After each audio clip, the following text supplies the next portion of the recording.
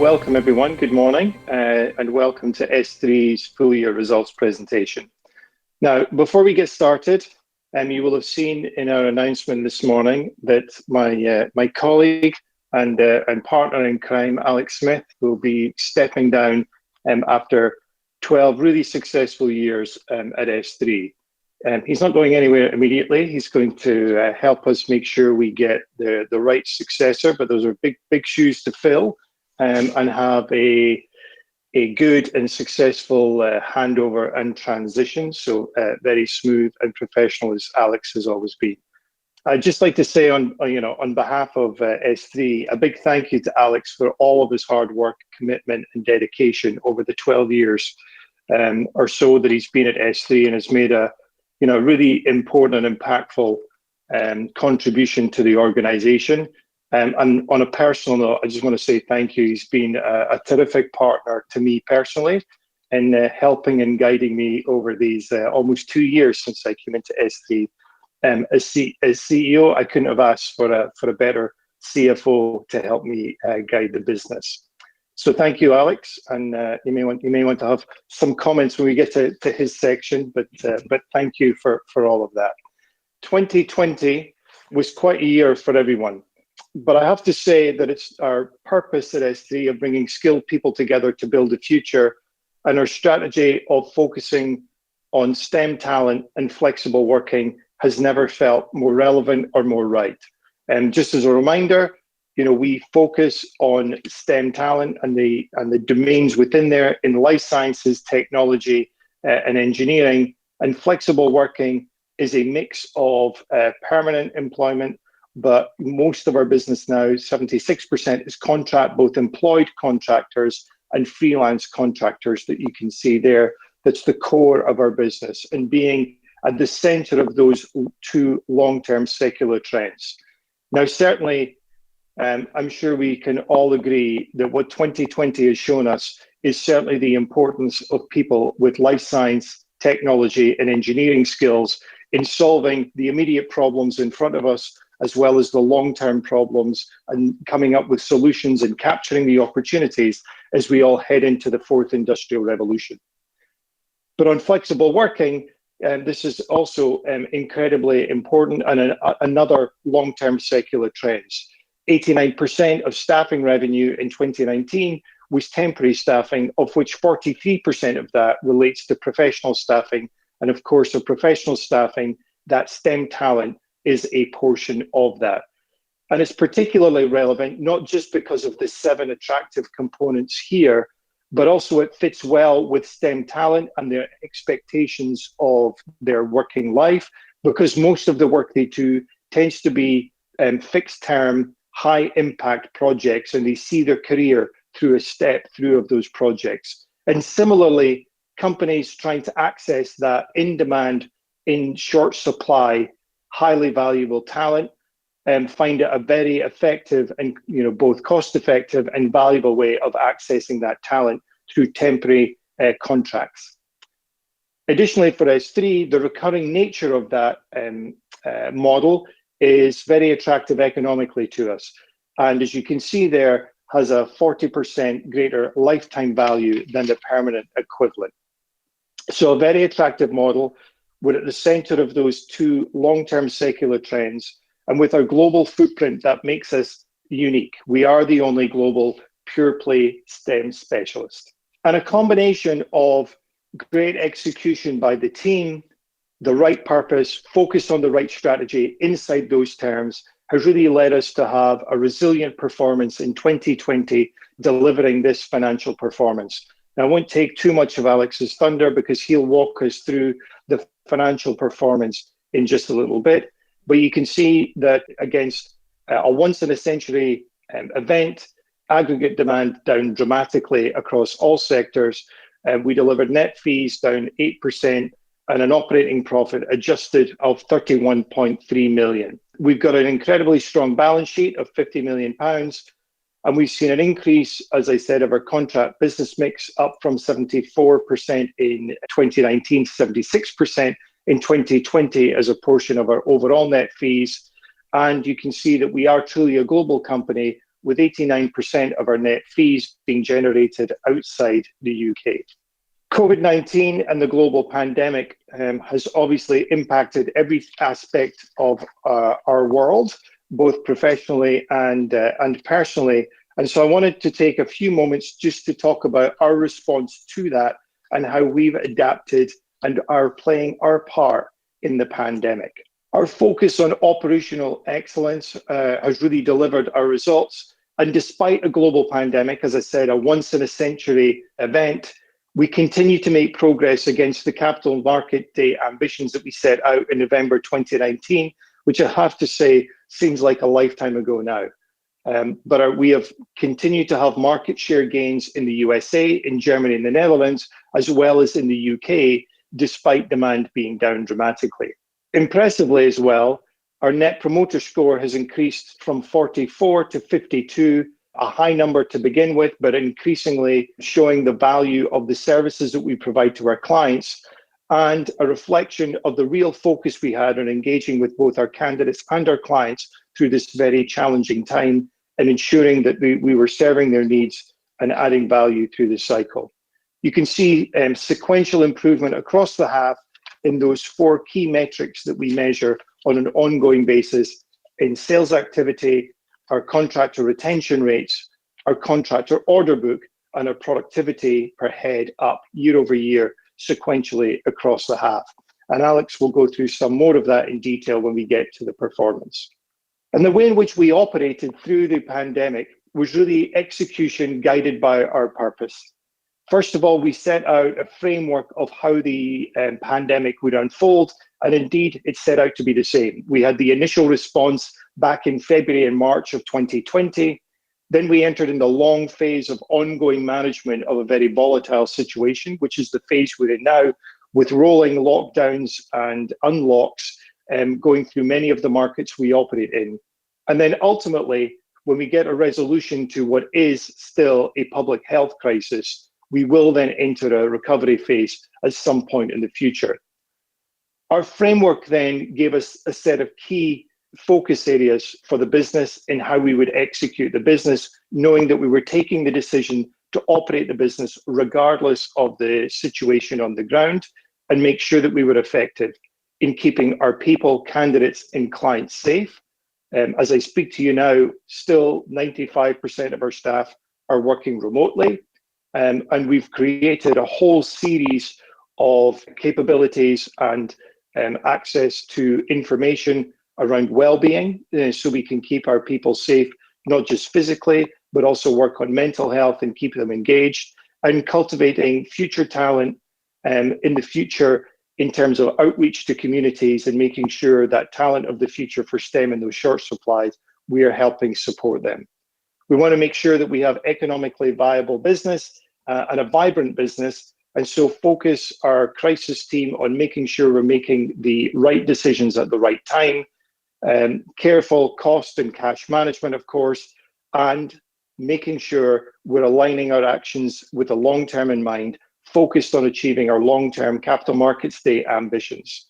And then last but not least, to underpin all of that, ensuring that we have the right operations to support our business come what may, making sure our people have the right tools and technology to support them, making sure we're engaging with our clients to understand their needs, and adapting our services for the reality that we face ourselves. And as well as that, we delivered a series of STEM series thought leadership programs to engage with both candidates and clients to understand what was going on and create a platform for people to adapt to the situation. Additionally, our purpose has been seen in action. And as the title says here, never has our purpose been more relevant about bringing skilled people together to build a future and help play our small part in solving the immediate crisis in front of us. We've worked with BioNTech, subsidiaries of Thermo Fisher, and with many teaching colleges, but Teachers College, Columbia University in the US, to help support them with their needs so they can do their work effectively. Because at the core of what they do, the single most valuable asset they have is people and talent, and that talent is what's going to get us through this. And so we're very proud of the work that we do. We have a really valuable service that we deliver, and that exceptional talent, our candidates that we can place in the right opportunities, really make an impact in the world. And no time has that ever been more true than now. And so with that, I'll pass on to Alex, who will take us through the numbers. Alex, over to you. Thank you very much, Mark. Good morning, all. And thank you, Mark, again for your kind words. It's been a real privilege to serve the group for 12 years plus. And I know I'll be leaving it in a strong position, both financially and strategically. And actually, I've got every confidence as we look forwards that the group will deliver its 2024 ambitions as set out in the Capital Markets Day. This slide looks at our performance for the year. And before I launch in, this is looking at continuing operations. So this excludes the discontinued segment of Australia, which we closed in the final quarter of the year. And I'll talk to the like-for-like movements, that's constant currency FX rates. So revenue for the year, just over £1.2 billion, down 9% year on year. Net fees of 308.6 million, down 8%, with a relative resilience from our contract business. So contract down 7%, permanent down 13%.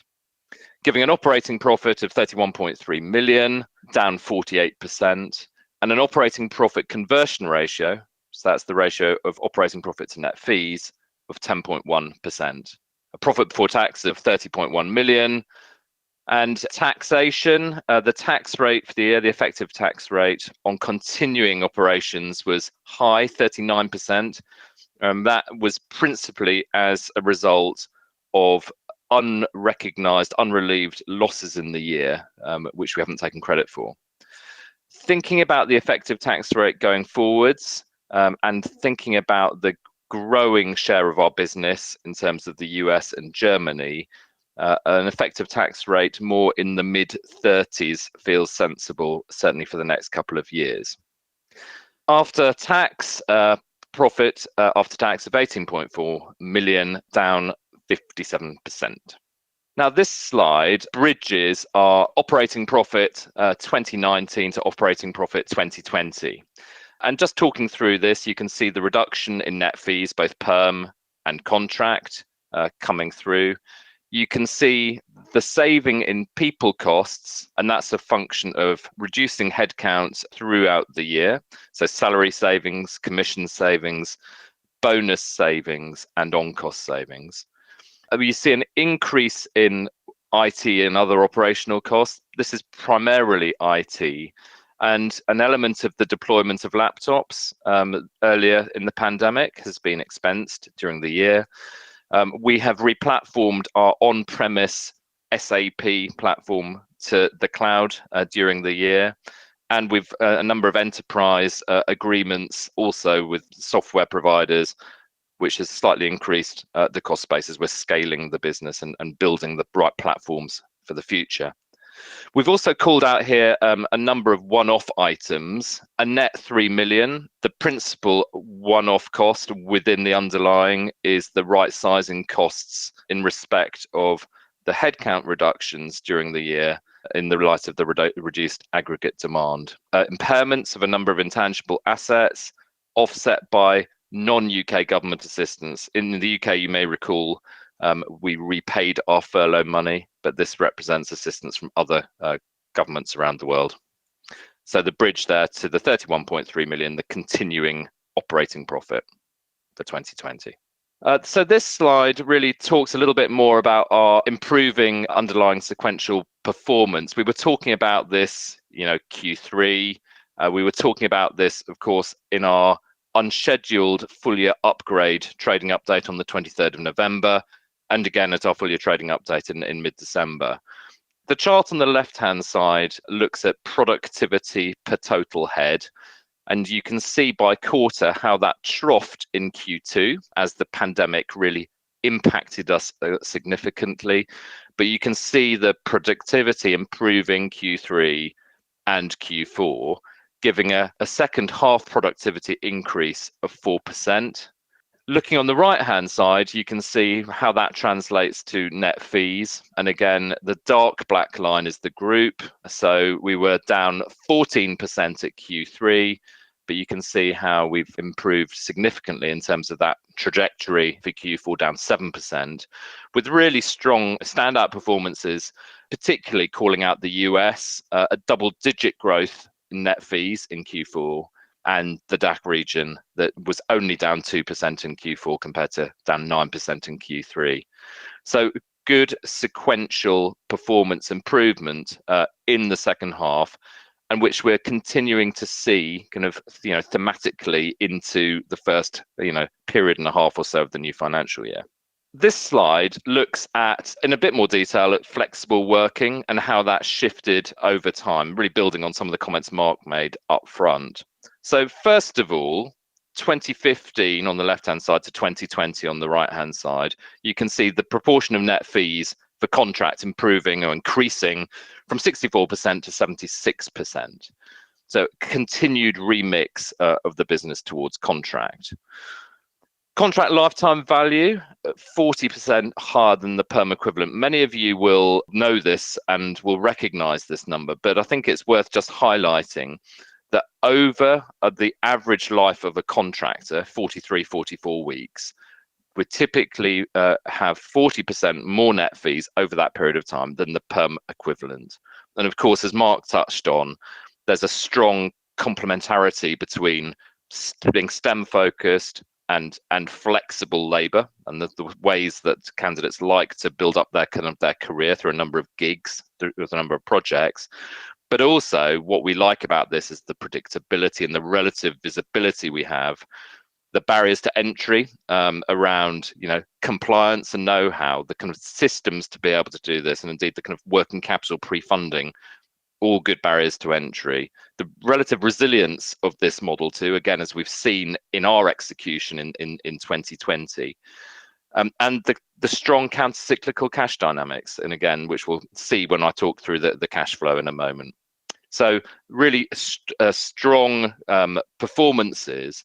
And I think the other one to really call out here is the different flavors of flexible working. So historically, freelance contract model, but the growing proportion of our net fees coming from employed contractors.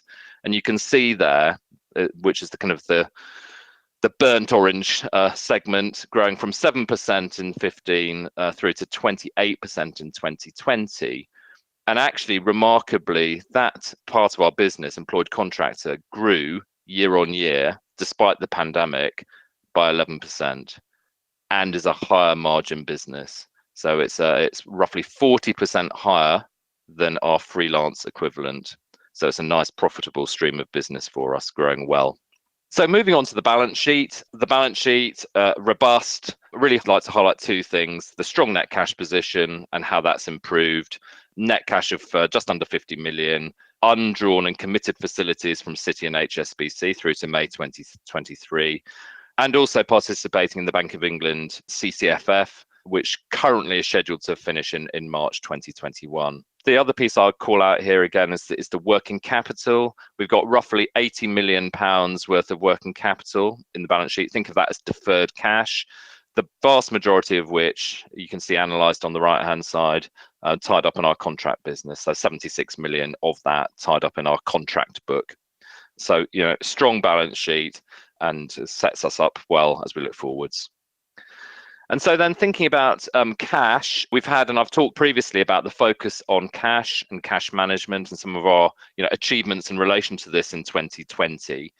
So we benefited from that, but also from the model, the business model, this counter-cyclical cash hedge. So let me try and bring that to life, talking through this chart. So starting with the operating profit on the left-hand side, adding back non-cash items, which are now larger due to IFRS 16 and lease accounting.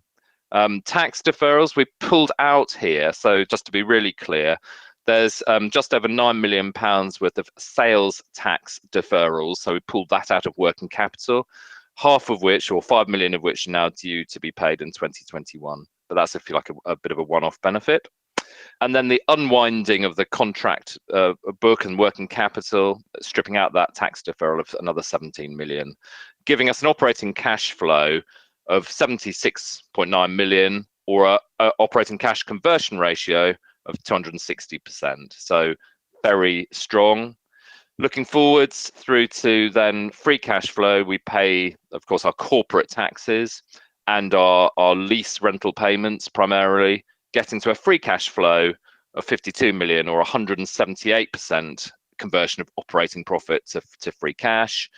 And how have we used that cash? Well, we've funded the investment in the business, 5 million of capex. We bought back shares to satisfy LTIPs and tracker share arrangements.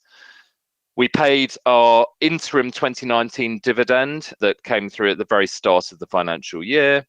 And the balance is the increase in cash that we saw on the balance sheet, from roughly 10 to just under 50 million pounds. And so looking at this slide and just thinking through earnings per share and then talking to the dividend, our profit after tax, I mentioned before, 18.4 million. And then looking at the basic WANOS and the dilutive impact of share plans to get fully diluted WANOS, we drive a basic EPS of 13.9p, or a diluted EPS of 13.5p. And delighted that we reinstated the dividend. So the final dividend of 5 pence. This was based upon thinking around the sequential improvement we saw in Q3, Q4, our strong cash position, our exit rate into the new financial year, and of course our fundamental confidence in the business and the model looking forwards. So moving on to business overview. This slide really gives you a kind of a view overall of the business. And as Mark mentioned, it's really pleasing that we took share in 4 out of our 5 core geographies: the US, Germany, Netherlands, and the UK. And you can see, looking at the pie chart on the right, how the DACH region and the US region are taking, if you like, mixed share, with EMEA excluding DACH giving up some. So in terms of this sort of presentation, this is the 3rd time now that we've talked through these sorts of KPIs, and I'm just going to pull out a number of kind of key points. Average headcount for the group down 8% for the year, in line actually with our net fees down 8%. Really strong performance in NPS, which Mark's talked to. I think the contractor order book is an important one. So down 10% year on year. That compares to down 14% at the end of Q3. So when we talk about sequential stabilization, that's what we mean. And I think if you look at the sector analysis on the right-hand side, there you can really see very clearly the life sciences share of net fees increasing. So you can see going from 20% last year to 23% in 2020. And if you like, banking and finance giving up in the other direction. Just moving on to our core management region. So the DACH region, 34% of group net fees down 3%, average heads up 1%. In terms of permanent contract, this is a more permanent weighted region for us. So we have a very strong perm and contract business in Germany. And again, you can see there in terms of the sector mixes that life sciences and tech have both increased in terms of mix during 2020. In terms of the contractor order book, great to see in Germany or in the DACH region, that the contractor order book up year on year, up 5% versus the group down 10%, and that we've got a 3-year CAGR growth in that of 13%.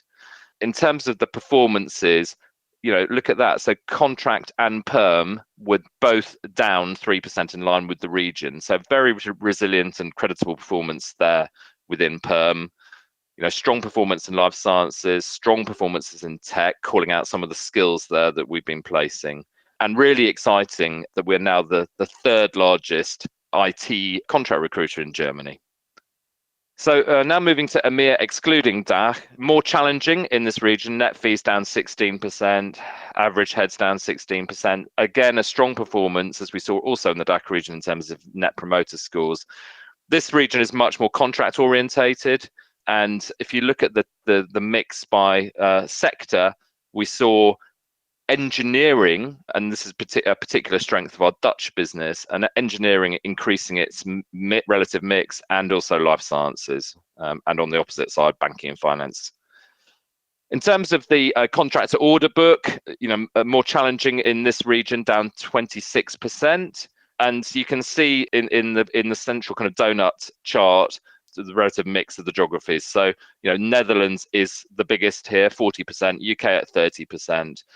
And then you've got Belgium, France, Luxembourg, Spain, and Dubai. Look, in terms of net fees, contract more resilient again, down 15%, but perm down 26%. UK more challenging. But again, really pleased that we were able to take share in the Netherlands and in the UK, despite the challenging trading environment. The US. So the US represents 25% of our group net fees, saw a 2% growth in net fees year on year, 1% reduction in average heads, a strong NPS increase, and it's a primarily contract business, slightly more contract orientated than the group average. In terms of the sectors, big life sciences business in the US. It's our biggest sector, and it performed extremely strongly. You can see there it's grown in terms of mix by 6 percentage points to 47%. And tech has also increased its share by a point. And again, banking and finance being the loser. In terms of the contractor order book, growth year on year up 1%. And again, a bit more detail in terms of the life sciences and tech skills in particular that we've been seeing strength in. And then finally, APAC. So this is all again on a continuing basis. So this excludes Australia. So essentially we're talking here about Japan and Singapore. And it is worth noting that this is only 3% of group net fees. And as you can see, is a permanent weighted business, 80% permanent. You can see on the right-hand side in terms of skills and sectors that technology is the big gainer year on year. And looking to the contractor order book again, it's very small. It's a small part of what we do. This is 3/4 Japan and 1/4 Singapore. And I suppose it's worth noting that within this region, the transactional nature of our Japan business, which is 94% permanent, has had more of an impact than the group average. But on that, I'd like to hand back to Mark, who will talk us through strategy and outlook.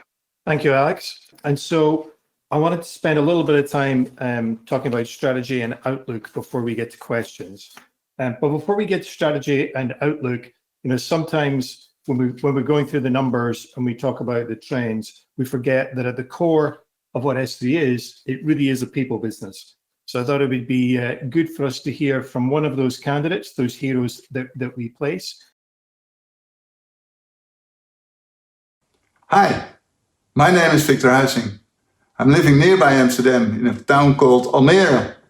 I'm an enthusiastic person and like to work in teams. So you can export your enthusiasm and your energy to work together. At this moment, I'm working 5 months for the Progressive Recruitment group. And they are also part of the SThree group. And I'm working for 5 months now at a big company for the in control statement. Together with the risk and security department and the IT colleagues, we are busy with evidencing processes and procedures.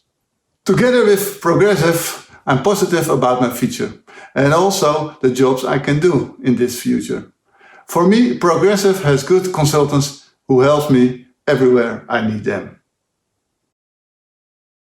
And that was an integrated control systems engineer from the Netherlands, as you would have gathered from the accent, a critical role in making sure that that key systems are engaged with technology. As you heard them there, working through new technology, software, and security as software embeds itself in all elements of our working life. So those are the types of people that we place. And I just wanted to give you a little bit of an update on progress against our strategic pillars. And if you recall, there are 4 of those pillars. The first one is leveraging our position at the center of STEM to deliver sustainable value to our candidates and customers. And despite the pandemic, and probably because of the pandemic, we took our position as the domain experts in understanding what's going on in those domains within life sciences, technology, and engineering to create and deliver 75 virtual events that were well attended by experts and thought leaders around the world, talking about topics such as remote working, different types of talent and how do you engage them, how do you operate a business in a remote environment. And so, very well received, and we were seen as a leader there. We performed a strategic portfolio review to make sure we're focused on the best STEM markets where we can be successful. And as Alex noted in the financial results, and as we announced earlier on in 2020, we exited Australia this year. And we've also made sure that we've focused on our brand purpose and aligning it to our core values. So you're hearing around SThree and what we do. Purpose is very central to us and how we operate our business, because we are a people business in terms of engaging with the market, our candidate heroes, and with our clients. And if anything 2020 has taught us, we all need to be a little more human and engage with our fellow mankind to move things forward.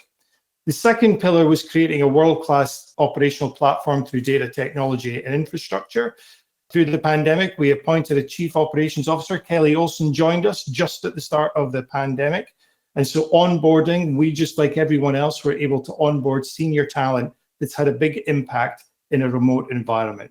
We've also delivered software and hardware to all of our people around the globe to make sure that they can operate successfully. And as Alex mentioned, we also, in the midst of all of that, did an SAP cloud migration, our core ERP system that was on budget and on time. Second from last, to be a leader in the markets we choose to serve. Our DACH business recognized as the third largest IT contract recruiter by an independent market analyst company in Germany, which is a really impressive performance, and the continued growth and strength of our German business being reflected in the numbers there. We continue to improve our customer net promoter scores. As I mentioned earlier, increased 8 points to 52, and continued our thought leadership through many events locally around thought leadership to be the domain expert.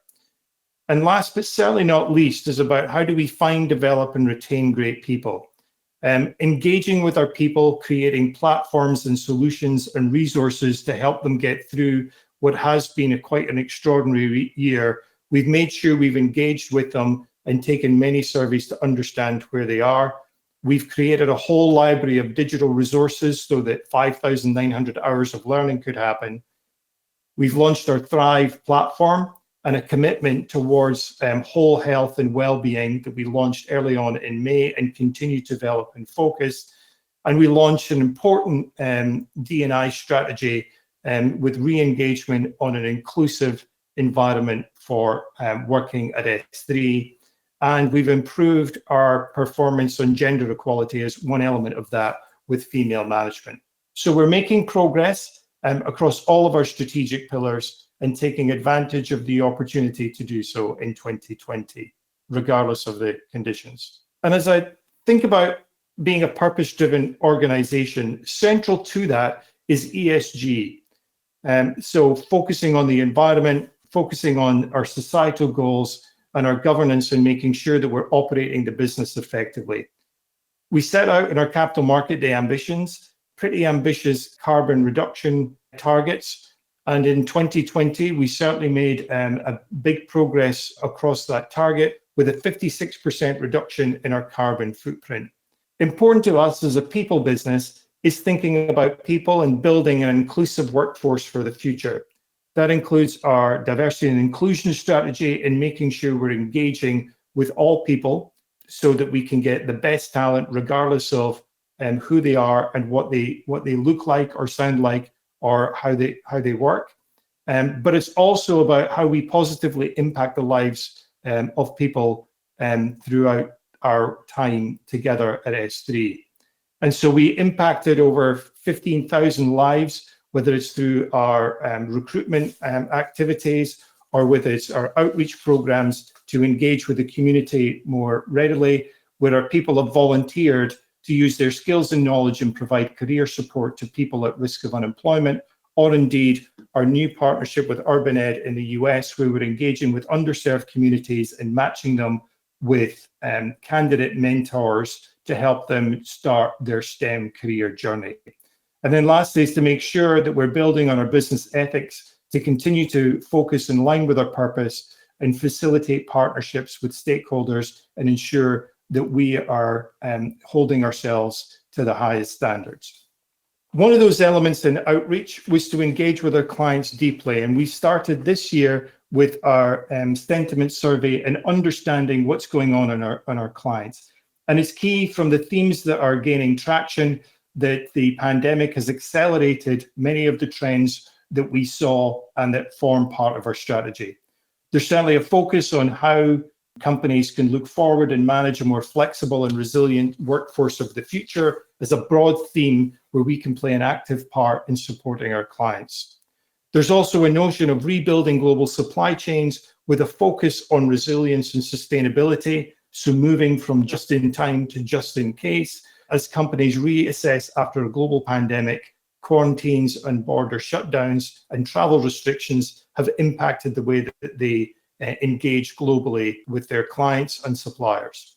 And then last but not least, the important transformation of digital transformation impacting all aspects of our lives, and the need for specialist roles in automation, cybersecurity, and infrastructure, as well as people engaging with all stakeholders through new e-channels. And how that's manifesting itself in the marketplace as our clients and companies in the markets we serve begin to adapt and adjust to the current reality.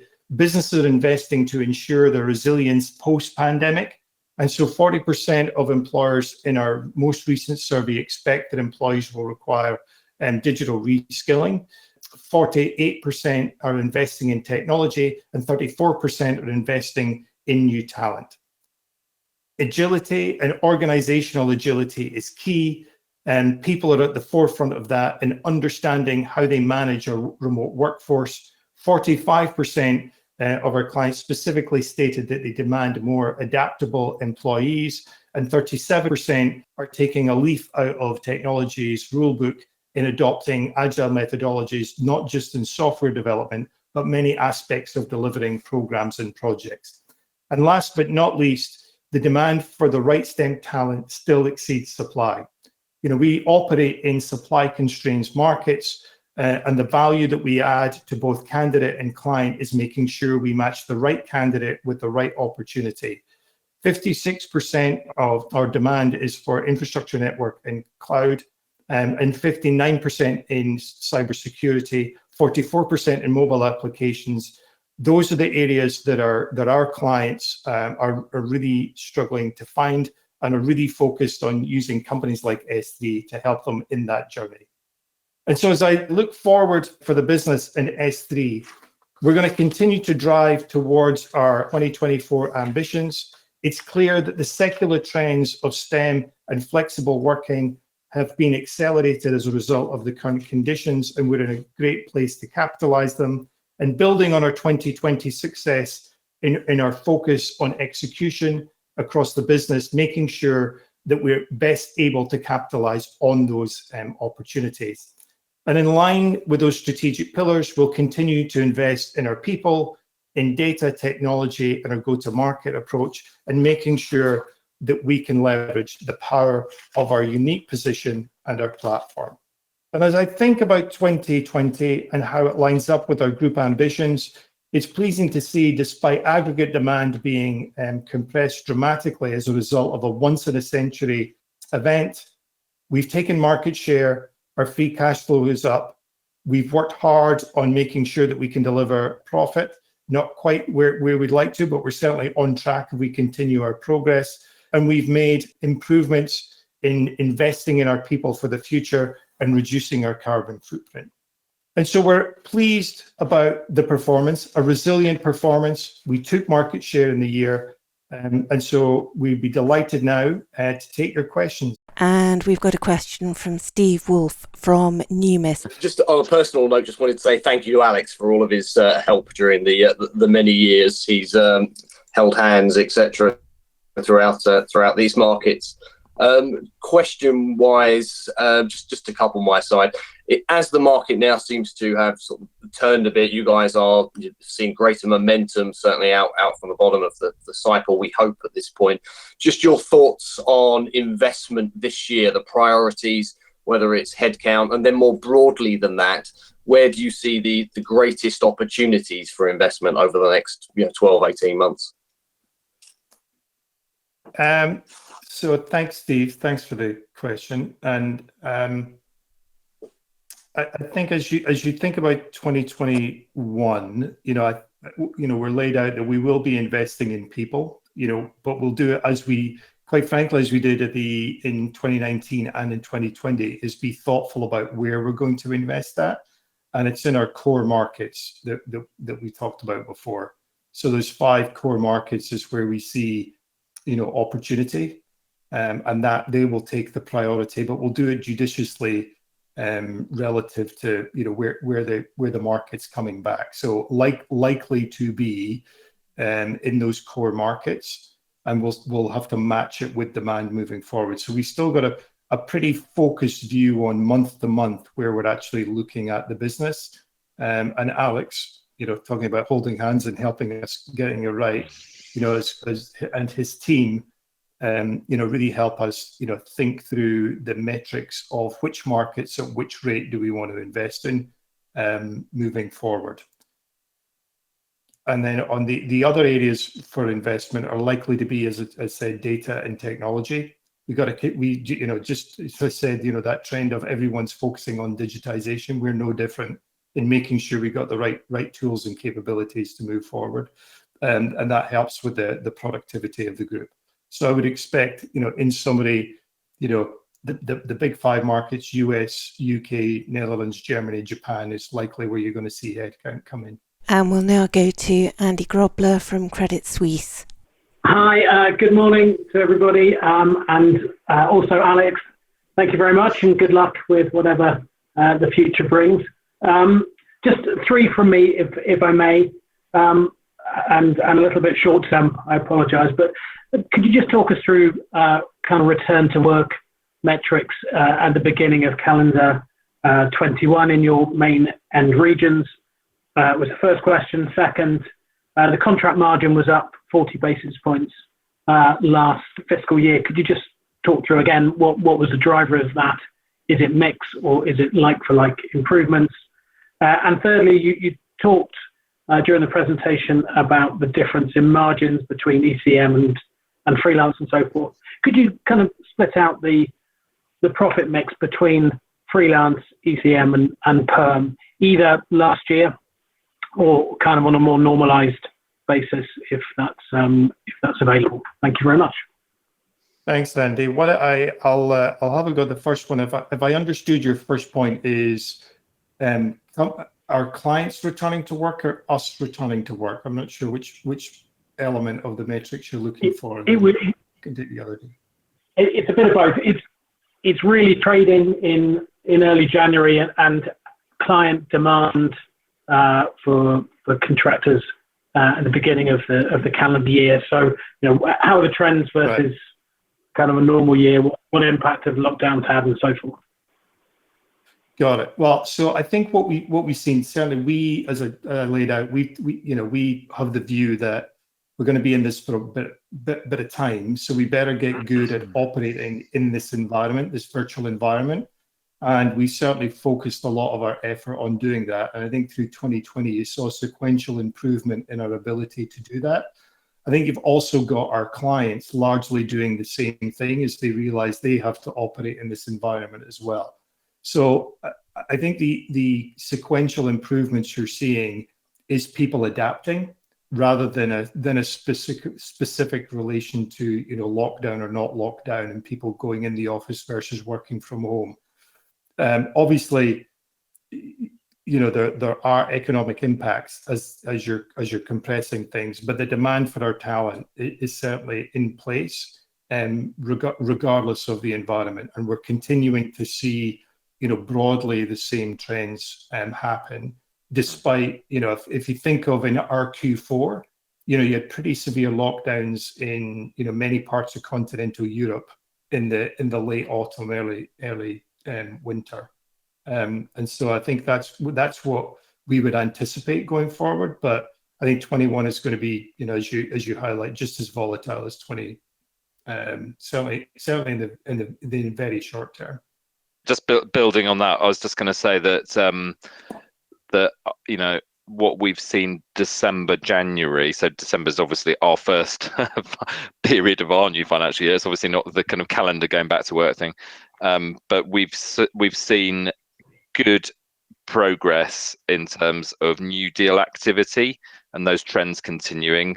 Good progress in terms of productivity, and good progress in terms of retention rate. So our, December is a critical, end of the calendar year, is a significant period of contracts finishing, and our retention rate in December was 85% compared to 84% the year before. So we're continuing to drive that activity, continuing to drive that productivity and the retention, certainly for the kind of for the year end, calendar year end, very, very positive. And as we think about what we're seeing in January, again, it's continuing positive trends so far. Yeah. So I think, Andy, just to put a fine point on your first question, I think the reality is the macro trend and the demand for the talent is outstripping the compression in the macro environment as a result of lockdowns, as people just get used to operating that way. And then, Alex, you want to have a crack at 2 and 3? Yeah, well, yeah. So in terms of the contract margin, Andy, thank you. Yes, so that the contract margin has increased. As I talked about, the employed contractor mix has grown. So we actually saw an 11% year-on-year growth in that part of our business, which is more profitable and has a higher margin than the traditional freelancer. So there's a lot of moving parts. But as I look at it, on a geographical view, all our core regions have either been level or have seen some increase. So it's pretty across the board, I would say. And that's by region.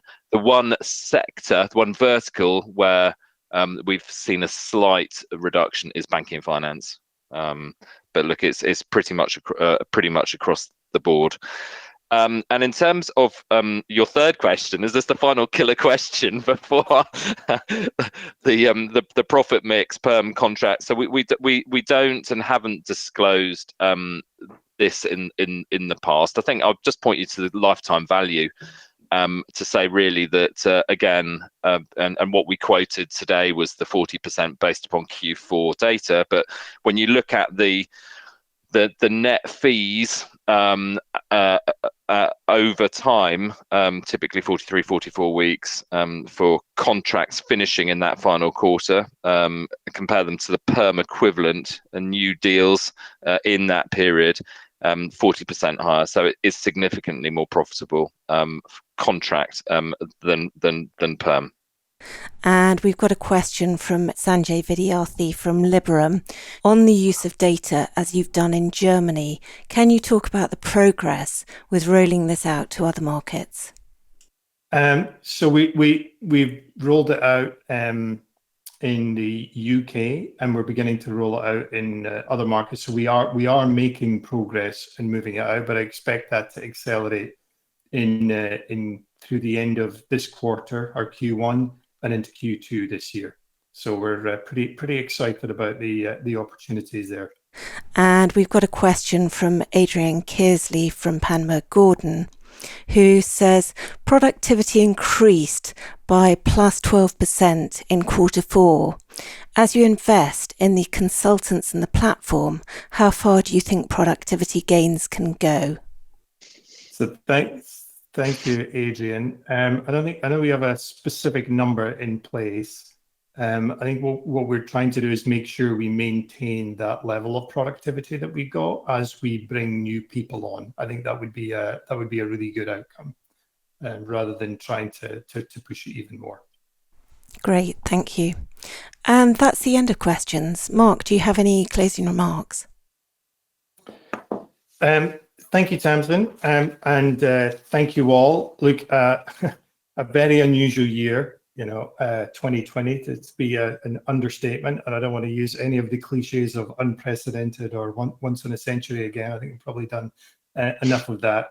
But I think what it has certainly highlighted is the resilience and agility of SThree as a business and the people that we have. And I'd like to thank all of the team at SThree for showing remarkable resilience, agility, and flexibility and hard work to deliver the results that we're pleased to present today.